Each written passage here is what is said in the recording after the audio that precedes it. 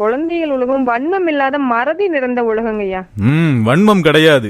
வன்மமே கிடையாது. நிரந்தர நண்பனும் இல்ல, நிரந்தர எதிரியுமே இல்ல குழந்தைகளுக்கு. அரசியலுக்கு அப்புறம் இப்ப இப்படின்னு சொல்லுவாங்க ஒரு வார்த்தை, அதுக்கப்புறம் குழந்தைகள் உலகம் தானா? குழந்தைகள் உலகம்தான். இன்னைக்கு சண்டை போட்டுக்குவாங்க, நாளைக்கு சேர்ந்துக்குவாங்க. நம்ம அவங்கள நினைச்சிட்டு குடும்பமே பிரிஞ்சு போய் நம்ம நிப்போம். அது தெருவுல விளையாடிட்டு இருக்கோம்.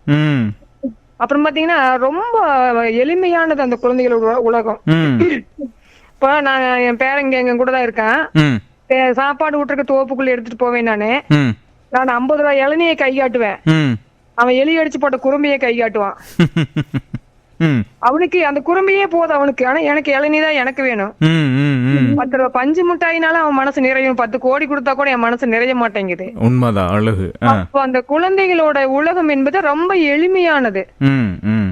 குழந்தைங்க எதனால மறந்துடுவாங்கன்னு நான் சொன்னது காரணமே அது மறந்துறதுனாலதான் அவங்களுக்கு மனப்பாட பகுதின்னு ஒன்னே பாட புத்தகத்துல கொண்டு வந்திருக்காங்க. அதை படிச்சு மனசுல வச்சுக்கோ, இது முக்கியமான பகுதி, எல்லா மாதிரி எளிமையா விட்டுட்டு போயிடாது அப்படின்னு பாத்தீங்கன்னா தமிழ்ல எல்லாம் பாத்தீங்கன்னா திருக்குறள் எல்லாம் மனப்பாட பகுதின்னு ஒரு பகுதி கொண்டு வந்திருக்காங்க. அப்ப அந்த மறதி நிறைந்த உலகம் தான் ரொம்ப அழகுங்கய்யா. சரி, ரொம்ப அழகா சொன்னீங்க.